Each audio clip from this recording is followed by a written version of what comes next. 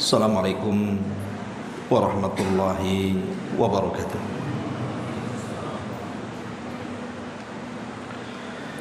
Bihamdillahi wassalatu wassalamu ala rasulillah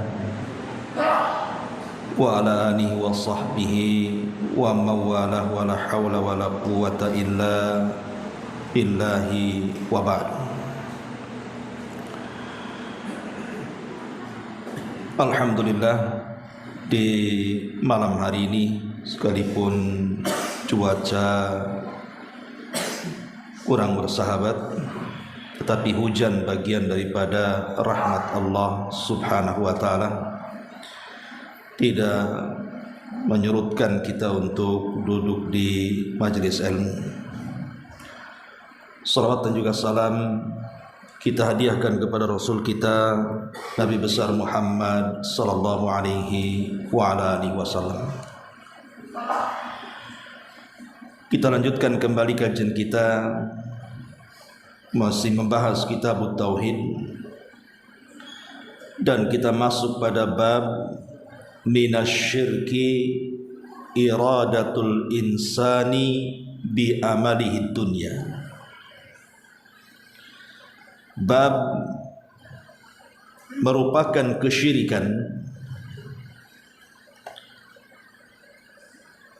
iradatul insan, kehendak manusia, bi amalihi, dengan amalannya, ad-dunya, diniatkan karena mencari dunia. Tentu yang dimaksud minasyirki di sini bukan syirkul akbar, tetapi syirkul asghar. Bab ini sebenarnya kurang lebih dengan bab ketika bicara tentang riya. Cuman bedanya kalau riya itu seseorang beramal tidak ingin mendapatkan dunia sama sekali. Orang riya itu hanya ingin mendapatkan pujian saja. Dibicarakan manusia sehingga menjadi terkenal, populer, disanjung, dan begitu seterusnya. Tapi dia tidak mendapatkan dunia sama sekali. Tapi kalau bab ini, dia beramal memang mencari dunia. Jadi amalan yang diamalkannya itu adalah amalan agama, tapi tujuannya ingin meraih dunia. Contoh sederhana, seseorang belajar ilmu agama, dia tidak ada niat belajar agama. Dia hanya ingin niat mendapatkan ijazah supaya bisa kerja. Dia ingin haji, tidak ada niat untuk haji. Dia hanya ingin sampai di sana, bekerja dan berniaga. Dia berangkat jihad, tapi tidak ada keinginan untuk jihad, hanya sekedar ingin mengharap mendapatkan harta rampasan perang saja. Itulah yang disebut dengan keinginan manusia dengan amalannya mencapai dunia yang dikehendakinya. Kalau riya tidak. Riya tidak mendapatkan dunia, tapi riya itu hanya sekedar mendapatkan pujian saja. Berarti bab ini lebih ringan atau lebih berakal dibandingkan orang yang riya. Karena orang yang riya tidak dapat apa-apa dari dunia, hanya omongan manusia saja. Tapi kalau ini dapat dunia, dapat uang, dapat kekayaan, tetapi itu semua adalah karena dunia saja. Baik, kita akan baca dalilnya. Mendasari bab ini, pengarang menyebutkan beberapa dalil, di antaranya Al-Qur'anul Karim, surah Hud ayat 15 sampai 16. Allah Subhanahu wa taala berfirman, "Man kana yuridul hayatad dunya wa zinataha nuwaffi ilaihim a'malahum fiha wa hum fiha la yubkhasun." ulaika alladzina laisa lahum fil akhirati illa an-nar wa habita ma sana'u fiha wa batilum ma kanu ya'malun. Barang siapa yang mengkehendaki kehidupan dunia dan perhiasannya, niscaya kami akan berikan kepada mereka balasan pekerjaan mereka di dunia dengan sangat sempurna, dan mereka di dunia tidak akan dirugikan. Mereka itulah orang-orang yang tidak memperoleh di akhirat kecuali neraka, dan lenyaplah di akhirat itu apa yang telah mereka usahakan di dunia, serta sia-sialah apa yang telah mereka kerjakan. Ma'asyiral muslimin wal muslimat rahimani wa rahimakumullah. Dahulu di zaman salaf ada seorang sahabat namanya Tufail al-Asbahi radhiyallahu anhu. Tufail al-Asbahi radhiyallahu anhu berjumpa dengan sahabat Muawiyah bin Abi Sufyan, katibu wahyin Nabi, pencatat wahyu Nabi. Terjadi dialog antara At-Tufail al-Asbahi dengan sahabat Muawiyah. Kata Muawiyah, ya Tufail, bukankah engkau mendengar sebuah hadis yang kau dengar dari Abu Hurairah radhiyallahu anhu? Ceritakan hadis itu kepada. Kemudian Tufail mengatakan, hadis yang mana wahai Muawiyah? Maka Muawiyah mengatakan, hadis tentang orang-orang yang akan pertama kali disentuh api neraka. Maka Tufail mengatakan, ya, aku mendengar langsung dari Abu Hurairah radhiyallahu an, Nabi sallallahu alaihi wasallam bersabda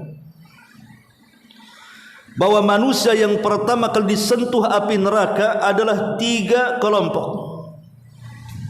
Pertama, seorang pakar Quran. Ketika di dunia dia mengajarkan Al-Quran kemana-mana, diundang kemana-mana. Kemudian setelah mati dihadapkan kepada Allah subhanahu wa ta'ala, kemudian ditanya, apa yang kau lakukan di dunia? Maka sang qari mengatakan, qara'tu fikal Qur'an, ya Rabb, aku membaca Al-Quran karenamu, dan aku ajarkan Quran juga karenamu. Maka Allah subhanahu wa ta'ala mengatakan, kadzabta, dusta engkau.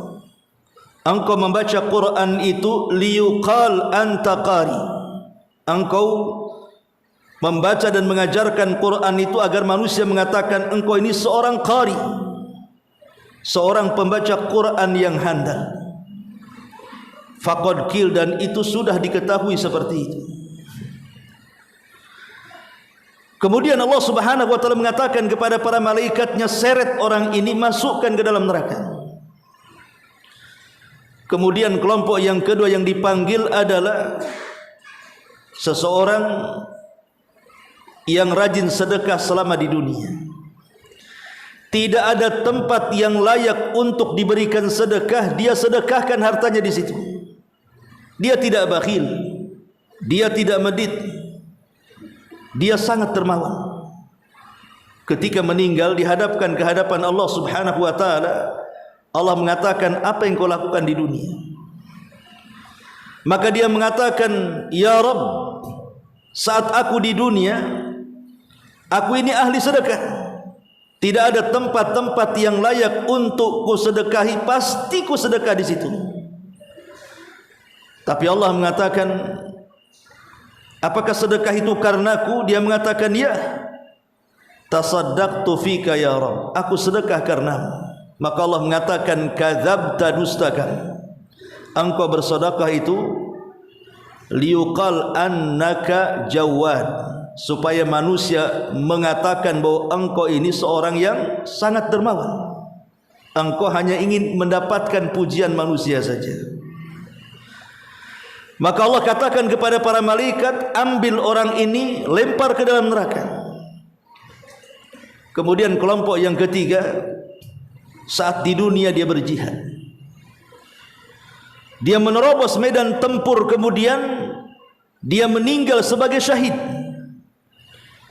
Setelah meninggal, Allah panggil orang yang mati syahid ini, kemudian Allah katakan, apa yang kau amalkan di dunia? Maka orang ini mengatakan, qataltu fika hatta ustushhidtu ya Rabb, aku berperang karenamu sehingga aku mati syahid. Maka Allah mengatakan, kadzabta, dusta engkau melakukan itu supaya manusia menganggap engkau ini seorang pahlawan, niatmu bukan karenaku. Maka Allah katakan kepada para malaikat, seret orang ini, masukkan ke dalam neraka. Inilah tiga manusia yang akan pertama disentuh api neraka, padahal mereka beramal amalan akhirat. Tapi kenapa masuk neraka? Bukankah membaca Quran dan mengajarkan Quran itu amalan akhirat? Bukankah orang yang bersedekah membantu orang-orang fuqara wal masakin amalan akhirat? Bukankah orang yang berjihad memperjuangkan agama Islam sampai dia mati syahid itu amalan akhirat? Kenapa ujung-ujungnya masuk neraka? Harusnya mereka masuk surga. Karena ketika yang satu seorang pakar qari, pakar Quran, dia ketika membaca dan mengajarkan Quran, zahirnya saja amalan akhirat, tapi niatnya karena dunia, ingin mendapatkan pujian manusia. Yang kedua juga sama, yang bersedekah juga ingin dunia supaya manusia menganggap dirinya sang dermawan. Begitu juga seorang yang mati syahid supaya manusia menganggap dirinya sang pahlawan. Saat Muawiyah bin Abi Sufyan mendengar hadis ini dibacakan oleh Tufail al-Asbahi radhiyallahu anhu, fabaka Muawiyah bin Abi Sufyan, maka Muawiyah pun menangis. Setelah dia menangis, kemudian dia merenung sesaat, kemudian dia mengatakan, sadaqallahul azim, sungguh Allah subhanahu wa ta'ala maha benar dengan segala firman-Nya. Man kana yuridul hayatad dunya wa zinataha nuwaffi ilaihim a'malahum fiha wa hum fiha la yubkhasun.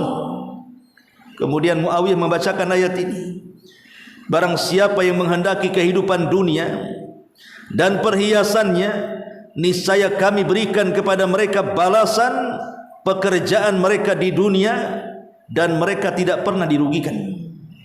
Tetapi ulaika alladzina laisa lahum fil akhirati illa an-nar, mereka orang-orang yang tidak akan dapat bagian di akhirat kecuali neraka. Wa habita ma sana'u fiha, habis semua apa yang mereka lakukan di dalamnya. Wa batilu ma kanu ya'malun, dan sia-sialah apa yang telah mereka lakukan di dunia. Itulah bahayanya orang yang melakukan amalan akhirat ditujukan kepada dunia. Tetapi ada catatan, kalau seseorang umpamanya ingin melakukan umrah lillahi ta'ala karena Allah, tetapi di balik niat umrah juga ingin niat berdagang, maka yang seperti ini tidak tercela, cuman mengurangi pahala. Seseorang berjihad karena Allah jihadnya, tetapi di balik jihad karena Allah juga dia mengharap ghanimah, harta rampasan perang, tidak tercela, tetapi pahalanya dikurangi. Seseorang menjadi muadzin lillah karena Allah, tetapi di balik itu juga ada harapan, ada bayarannya, tidak tercela, tetapi mengurangi pahala. Kalau ingin sempurna pahalanya, kalau ingin haji ya haji saja, kalau ingin umroh ya umroh saja lillahi ta'ala, kalau ingin jihad ya lillahi ta'ala, tidak ada embel-embel di dalamnya di balik dunia. Tetapi yang dimaksud dalam bab ini adalah seseorang berangkat haji atau umrah memang tidak ada niat haji dan umrah, berangkatnya itu hanya untuk berjualan saja, berniaga saja, belanja saja. Atau seseorang perang memang tidak ada keinginan untuk membela agama Allah, perangnya itu dia hanya ingin mendapatkan harta rampasan perang. Lah itulah yang dimasukkan dalam bab ini, termasuk minasyirki, maksudnya syirkul asghar, syirik kecil. Baik ma'asyiral muslimin wal muslimat rahimani wa rahimakumullah. Bicara tentang ayat ini, man kana yuridul hayatad dunya, barang siapa yang menghendaki kehidupan dunia dan perhiasannya, nuwaffi ilaihim a'malahum fiha wa hum fiha la yubkhasun, maka kami akan berikan kepada mereka balasan pekerjaan mereka dan mereka tidak akan dirugikan, artinya akan disempurnakan keinginannya. Tapi ingat, di akhirat mereka tidak akan dapat apapun. Dari sini para ulama mengatakan bahwa dunia ini sesuatu yang sangat hina, sesuatu yang sangat hina. Makanya Allah akan berikan. Seseorang belajar mencari ilmu tidak ada niat kecuali hanya akan mencari ijazah saja supaya dia bisa bekerja. Allah berikan, Allah berikan. Seseorang umpamanya berjihad memang ingin ghanimah saja, Allah berikan, Allah berikan, dapat dia ghanimah. Dan begitu seterusnya. Ketika Allah Subhanahu wa taala memberikan keinginan dunianya, walaupun niatnya akhirat itu sebagai tumpangannya saja, hakikatnya mencari dunia, kenapa Allah berikan? Pertama, itu bentuk istidraj. Yang kedua, itu menunjukkan bahwa dunia ini sangat hina. Dunia ini sangat hina. Allah akan berikan kepada siapa saja karena dunia ini tidak ada nilainya. Makanya kenapa Nabi SAW mengatakan, "Lau kanatid dunya ta'dilu janaha ba'udha, ma saqa kafir syurbata ma'in." Kalau seandainya dunia ini ada sedikit manfaatnya walaupun hanya seperti sayap nyamuk, tentu satu kafir pun tidak akan diberikan minum oleh Allah Subhanahu wa taala. Tapi karena dunia tidak ada manfaatnya, makanya Allah limpahkan dunia kepada orang kafir. Bahkan hari ini kita tahu yang paling kaya orang kafir. Menunjukkan bahwa banyaknya dunia itu bukan sebuah kebaikan. Karena orang kafir lebih kaya dibandingkan kita. Kalau memang kaya itu sebuah kebaikan, berarti orang kafir lebih baik dibandingkan kita. Tidak, dunia ini bukan tanda kebaikan. Makanya di zaman Nabi SAW, Umar ibn Khattab radhiyallahu anhu bercerita, saat dia melihat kondisi Nabi SAW yang memprihatinkan dalam peristiwa Ilah. Peristiwa Ilah itu maksudnya Rasul SAW tidak mau menggauli istrinya hampir 1 bulan karena istrinya melakukan nusuz kepada Rasul, sehingga kemudian terdengar kabar bahwa Nabi SAW menceraikan istri-istrinya, padahal belum. Cuman itu tersebar gosip seperti itu. Maka Umar kemudian ingin mendatangi Rasul dan bertanya, apakah betul dia menceraikan istri-istrinya? Karena salah satu istri Rasulullah putri dia Hafsah. Ketika masuk ke ruangan, rupanya Nabi SAW berada di tikar pelepah kurma, yang kalau tidur kemudian bangun, maka pelepah kurma itu akan menggaris punggung dan pundaknya. Dari situ Umar bin Khattab radhiyallahu anhu pun mengatakan kepada Nabi SAW, "Ya Rasulullah, orang seperti anda yang mulia ini harusnya seperti Raja Persia dan Romawi, tidur di kasur empuk penuh dengan dayang-dayang, penuh dengan kekayaan dunia. Kenapa engkau seperti ini?" Maka kemudian Nabi SAW ketika mendengar hal itu mengatakan, Ya ibnal Khattab, wahai Ibn al-Khattab, ulaika qaumun ujjilat lahum thayyibatuhum fil hayati dunya.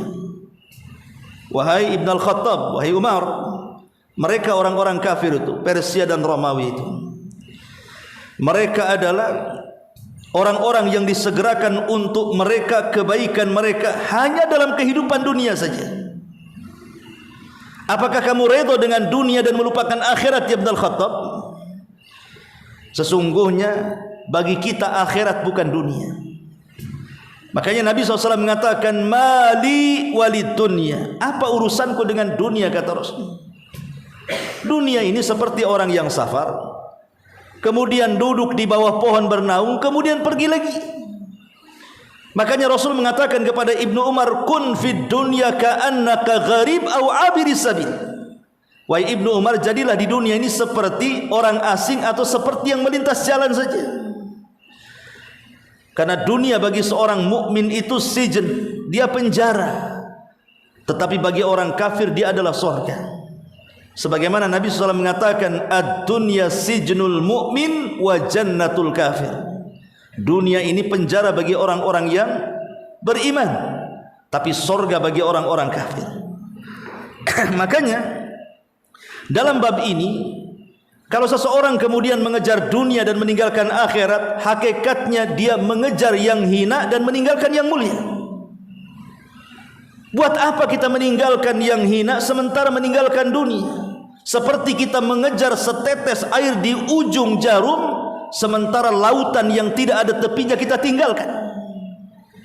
Bukankah Rasul yang mengatakan, kalaulah manusia dan jinnya berkumpul di sebuah lapangan, kemudian mereka meminta semua persoalan mereka kepada Allah, yang satu dengan yang lainnya berbeda, maka Allah akan kabulkan permintaan mereka seperti jarum yang dimasukkan ke dalam lautan, kemudian diangkat, kemudian ada tetesan di ujungnya. Satu tetes inilah cukup untuk memberikan seluruh hajat manusia dan jinnya semuanya. Sementara lautan itu kekayaannya. Kalau kita mengejar dunia, berarti kita hanya mengejar yang satu tetes dan melupakan lautan yang tak bertepi. Itu maksudnya. Ada kenikmatan di sana yang jauh lebih indah surga dibandingkan hanya kenikmatan sesaat. Di sini Allah ingatkan di sini, kalau kita ini hanya beramal hanya untuk kehidupan dunia saja, celaka dia. Celaka dia. Makanya dalam hadis Bukhari, pengarang mencantumkan hadis sebagai penguat ayat yang kita baca surah Hud ini. Apa kata Nabi SAW? Ta'isa abdu dinar, ta'isa abdu dirham, ta'isa abdul khamisati, ta'isa abdul khamilati. Celaka dan binasa hamba-hamba dinar, celaka dan binasa hamba-hamba dirham, celaka dan binasa hamba-hamba khamisah, hamba-hamba pakaian, celaka dan binasa hamba-hamba khamilah, hamba-hamba yang hanya keinginannya dunia saja. Ini sebuah percontohan. Di sana ada hamba kebun, di sana ada hamba tanah, di sana ada hamba kendaraan, di sana ada hamba wanita, di sana ada hamba yang lainnya. Pokoknya kalau dunia ini apapun bentuknya, kemudian pikiran dan akal kita tercurah kepada dunia yang dimaksud itu, maka kita telah menghambakan kepada dunia itu. Kalau kita mencurahkan kehidupan kita hanya untuk seorang wanita, setiap hari pikiran kita hanya wanita, berarti kita menjadi hamba wanita. Kalau kita hanya mencurahkan toko saja, yang diurus itu bisnis saja, tidak pernah dia salat, tidak pernah dia duduk di majelis ilmu, tidak pernah membaca Quran atau zikir, berarti dia hamba toko. Sebutkan. Ada hamba tas. Ini sebuah permisalan saja. Kalau dulu di zaman jahiliyah mungkin berhalanya Lata, Uzza, Manat, Khubal dan begitu seterusnya. Sekarang berhalanya pakaian, tas, bisnis, uang dan lain sebagainya. Maka mereka dikatakan ta'isa. Kalimat ta'isa ada dua makna. Makna yang pertama adalah ad-du'a. Artinya Nabi SAW mendoakan kecelakaan, mendoakan kebinasaan kepada mereka yang menghambakan dirinya kepada uang dinar, dirham, rupiah, dolar, ringgit dan begitu seterusnya. Atau makna yang kedua, walaupun mereka mendapatkan harta yang mereka kehendaki, tetap mereka celaka. Umpamanya dia menghabiskan waktunya siang malam, dari mulai tidur sampai bangun sampai tidur lagi, di otaknya hanya duit saja. Betul-betul dia dapat uang, tetap celaka kalau dia menghambakan diri kepada uang tersebut. Itu makna ta'isa abdu dinar. Karena dunia itu sirru tughyan, dia rahasia bejatnya orang.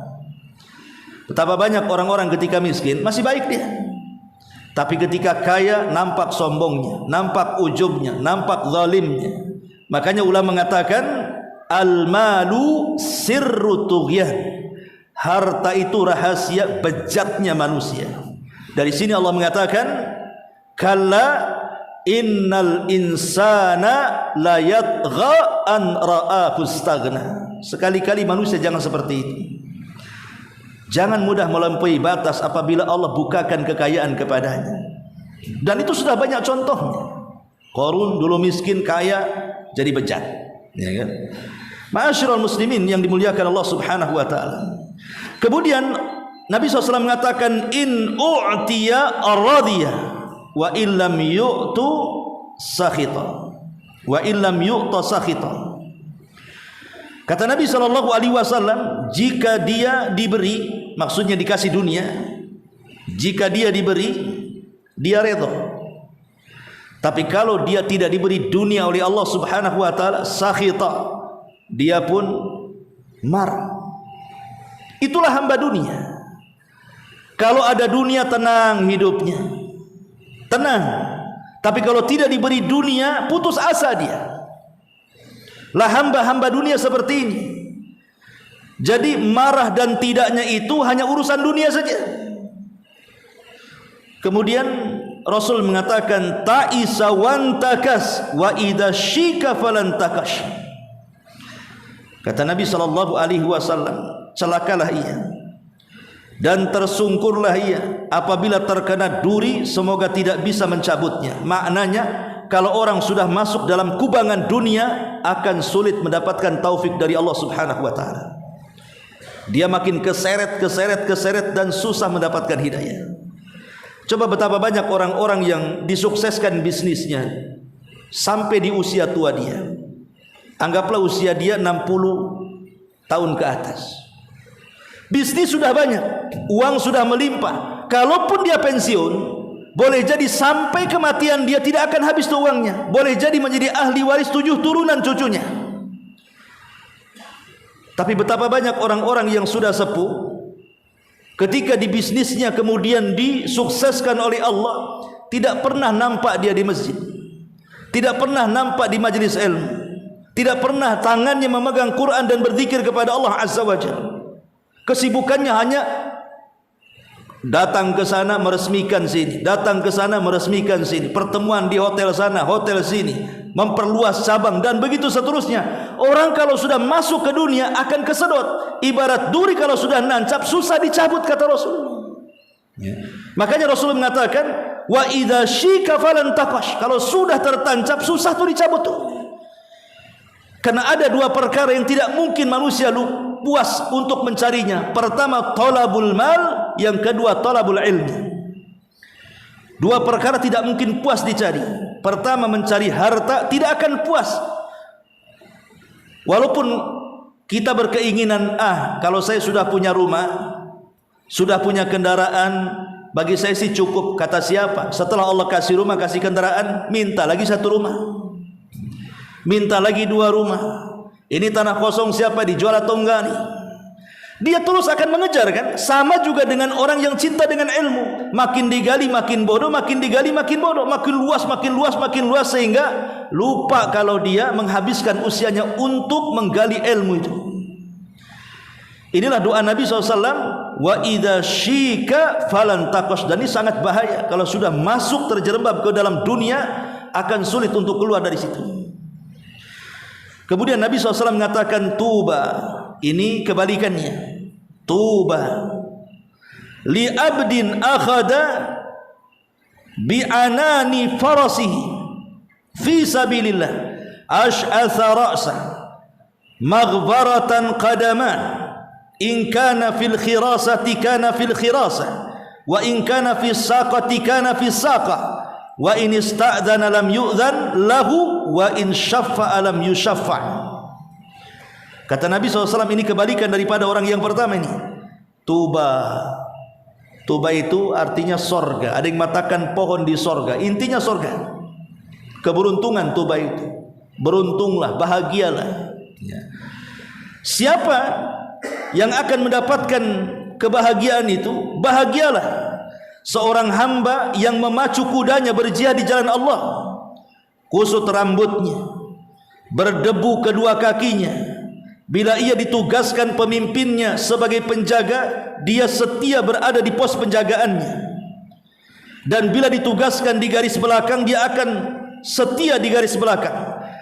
Kalau dia minta izin untuk menemui raja atau penguasa, tidak diperkenankan. Jika bertindak sebagai pemberi syafaat, maksudnya sebagai perantara, maka dia tidak akan diterima syafaatnya. Artinya tidak dikenal. Dia seorang mujahid yang memperjuangkan agama Allah, berperang di jalan Allah, miskin, tidak dikenal orang. Tapi ketika niatnya karena Allah Subhanahu wa ta'ala, walaupun manusia tidak kenal dia di dunia, tapi dia menjadi selebritis di langit di hadapan Allah Subhanahu wa ta'ala. Dari sini menunjukkan bahwa salah satu alamat keikhlasan orang beramal itu, orang yang ikhlas itu adalah menyembunyikan amalannya. Cukuplah Allah saja tujuannya. Sementara orang yang pertama, abdu dinar, mereka yang menampakkan amalannya hanya mengejar dunia, yang satunya mengejar akhirat. Dan di dunia ini, di akhirat ini cuma ada dua tempat saja, sorga ataupun neraka. Makanya Allah mengatakan ulaika laisa lahum fil akhirati illan nar. Orang yang seperti ini tujuannya hanya dunia-dunia saja, di akhirat dia akan dimasukkan ke dalam neraka, naudzubillah. Ma'asyiral muslimin yang dimuliakan Allah Subhanahu wa taala, baik kita akan petik faedah dari pembahasan kita. Apa yang kita bisa petik dari pembahasan kita ini? Ma'asyiral muslimin wal muslimat rahimakumullah. Dalam pembahasan ini pentingnya kita ini mengikhlaskan niat dalam setiap amal kita. Dan niat ikhlas itu kan ada dhabitnya.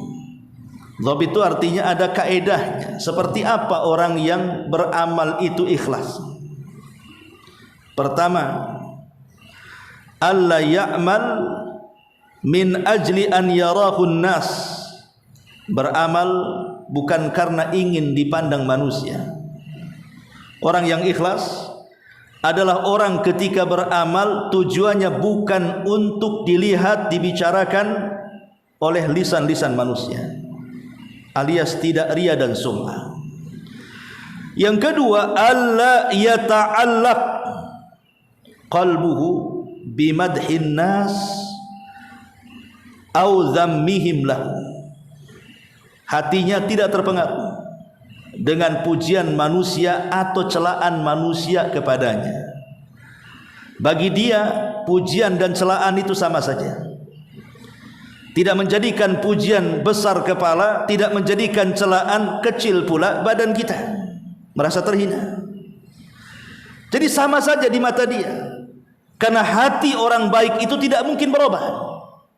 Mau orang memuji dia ya seperti itu hatinya, mau mencela juga ya seperti itu hatinya. Lam tataghayyar, tidak berubah sama sekali hatinya. Kemudian yang ketiga, an yakuna ikhfa'ul amali wal israru bihi ahabbu ilaihi min idharihi.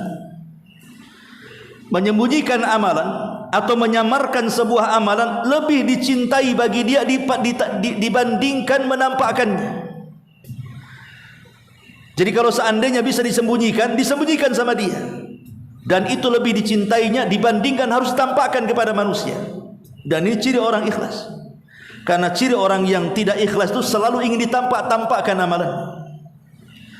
Kemudian yang keempat, an yakuna harisan alal bu'di an mawatiniz zuhur wasyuhrah illa an yakuna fi dzalika maslahah. Dia bersikeras pada setiap amal akhirat yang dilakukannya itu menjauh dari tempat-tempat yang mengundang pandangan manusia kepadanya, yang mengundang mata manusia melihatnya, karena itu juga yang menjadikan rangsangan riya dan sum'ah. Dia jauhi tempat-tempat seperti itu. Kemudian juga yang nomor 5, alla yazidu fil amali, alla yazidu fil amali li ru'yatin nas. Tidak bertambah dalam amalannya karena manusia melihatnya. Mau dilihat manusia atau tidak dilihat manusia, ya seperti itu saja amalannya. Ini ketika baca Quran nyantai saja, pas dilihat mulai dia gelisah, mulai diindah-indahkan, dibagus-baguskan, dipanjang-panjangkan, dihusuh-husuhkan seolah-olah 40 tahun di kota Mekah dipasih-pasihkan. Pamannya contoh. Jadi orang yang ikhlas itu mau dipandang manusia mau tidak, ya itu saja amalannya. Tidak karena kemudian tidak ada yang melihat dikurangi amalannya, ketika ada yang melihat ditambah pula amalannya. Kemudian yang keenam, an yattahimah daiman nafsahu bitaksiri wa la yara laha fadlan. Ciri orang yang ikhlas dalam beramal itu, dirinya senantiasa merasa kurang dan seolah-olah tidak memiliki keutamaan. Jadi ibadah yang dilakukannya itu serasa masih kurang saja. Masih kurang bagus, masih kurang khusyuk, masih kurang banyak, masih kurang-kurang. Pokoknya dia tidak pernah ujub dengan amalan. Karena ujub itulah bagian daripada ketidakikhlasan. Kemudian selanjutnya an yukthira minal istighfar ba'dal amali. Ciri orang yang ikhlas adalah orang yang mengucapkan istighfar setelah dia melakukan ibadah. Karena tahu tidak semua orang yang beribadah itu sempurna. Boleh jadi dalam ibadah ada kelalaiannya, ada kekurangannya. Maka dia pun beristighfar setelah melakukan ibadah. Dan yang terakhir, al-farahu bitaufiqillahi lil amali salih.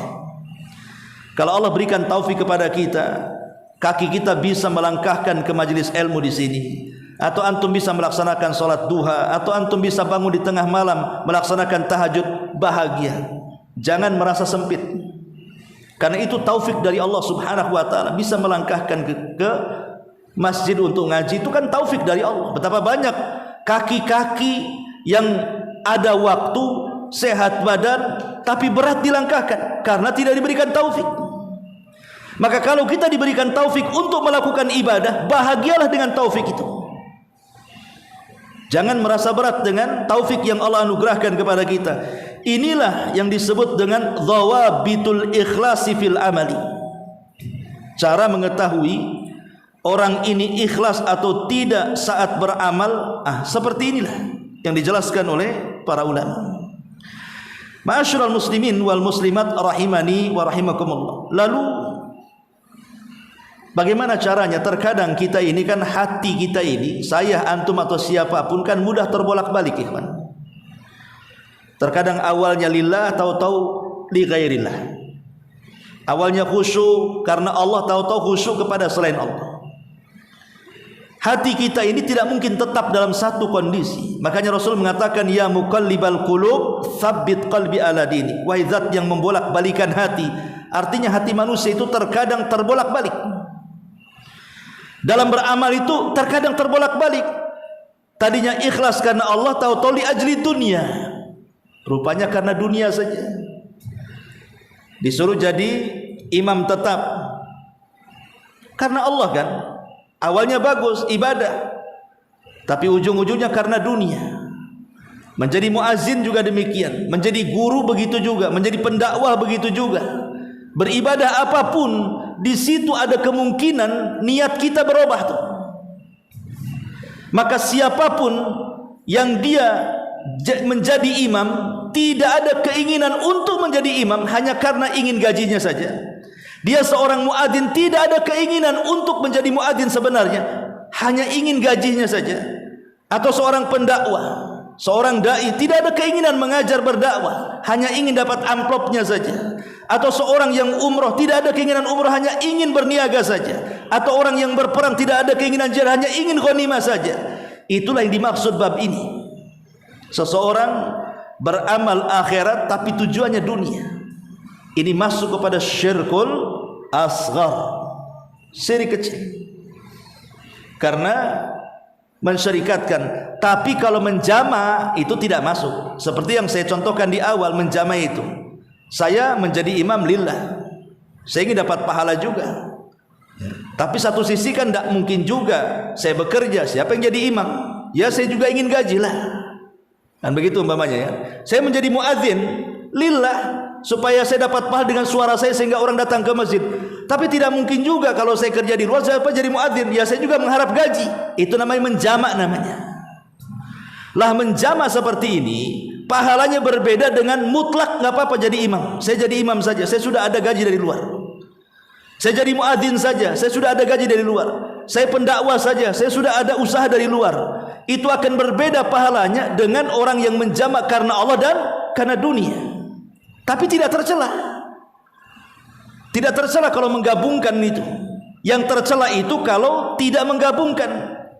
Niat thalabul ilmi itu tidak ada niat mencari ilmu, hanya ingin cari ijazah. Nah, itu yang tercela. Tapi kalau dia saya ingin pinter, ingin mengajak manusia ke jalan Allah, sekalian juga dapat ijazah supaya bisa kerja. Nah, itu tidak dicela, cuman mengurangi pahala kata ulama. Ya. Ma'asyiral muslimin yang dimuliakan Allah Subhanahu wa taala. Lah bagaimana caranya? Apa wasilahnya supaya hati kita ini tidak mudah tergoda dengan dunia, tergoda dengan pujian manusia, dan begitu seterusnya. Pertama wasilahnya, wasilah ilajnya, maksudnya wasilah supaya bisa diobati. Ya. An ya'lamal insan anna madhan nas la yanfa'u in kana indallahi madmuman. Ketahuilah bahwa pujian manusia kepada kita atau dunia yang manusia berikan kepada kita itu tidak akan ada manfaatnya bagi kita kalau kita masih mendapatkan celaan Allah Subhanahu wa taala. Buat apa kita dapat dunia kalau Allah mencela kita? Maunya kan kita dapat dunia, Allah memuji kita. Tapi kalau kita dapat dunia, dapat sanjungan manusia, dapat harta benda dan begitu seterusnya, buat apa kalau kemudian hidup di dunia Allah mencela kita? Tidak ada kemuliaan bagi kita. Ini yang pertama, manusia harus tahu tuh. Yang kedua, an ya'lamal insan annal makhluk adh-dhaif alladhi yutlab madhuhu la yamliku lahu dharran wala naf'an. Khasatan yauma yaqumun nas li rabbil alamin. Manusia harus tahu bahwa makhluk ini adalah sesuatu yang lemah. Pujian manusia kepada kita atau manusia memberikan dunia kepada kita, mereka makhluk yang lemah, tidak sekuat Allah Subhanahu wa taala. Sehingga karena makhluk itu tidak ada di tangannya memberikan manfaat dan mencegah madarat, lalu apa yang diharapkan dari mereka? Dunia bisa meninggalkan kita atau kita bisa meninggalkan dunia. Pujian manusia bisa berubah menjadi celaan, celaan bisa menjadi pujian. Namanya manusia berubah-ubah. Dunia ini bisa berkurang dan bertambah. Tetapi akhirat itu, sorga itu, kenikmatannya yazdad wa yazdad, bertambah dan bertambah dan tidak akan pernah berkurang. Kemudian yang ketiga, an ya'lamal insan, an ya'lamal insan atau in kanal insan yakhsha ittila'an nas ala khubthi batinihi fid dunya fallahu muttali'un ala dzalika wa sayafdhahu yaumal qiyamah. Jika manusia takut takut manusia mengetahui keburukan hatinya di dunia, maka ketahuilah Allah Subhanahu wa taala akan mengumbar apapun yang tersembunyi kelak pada hari kiamat. Terkadang orang ini kan niat karena dunia, itu sudah salah niatnya. Mungkin manusia tidak tahu. Seseorang menjadi muazzin, seorang jadi imam, seorang jadi pendakwa, zahirnya lillah kan? Zahirnya lillah. Manusia tidak tahu kalau niatnya itu hanya ingin mencari dunia saja. Ya, manusia tidak tahu. Tapi Allah tahu, dan Allah akan membongkarnya, tidak di dunia, kelak pada hari kiamat. Ma'asyiral muslimin yang dimuliakan Allah Subhanahu wa taala. Kemudian an ya'lamal insan anna syaitan yad'uhu awalan ila tarkil amal. Ingatlah bahwa harus diketahui manusia, setan itu menyeru manusia pertama bagaimana caranya seseorang itu untuk meninggalkan amal. Kalau tidak bisa, maka didorong untuk beramal tetapi dirusak niatnya. Beramal, rusak niatnya. Dipalingkan bukan lillah tapi li ghairillah. Dan begitu seterusnya, karena sudah isya ya, masih banyak pembahasan. Subhanakallah bihamdika asyhadu an la ilaha illa anta astaghfiruka wa atubu ilaik. Allahu taala alam.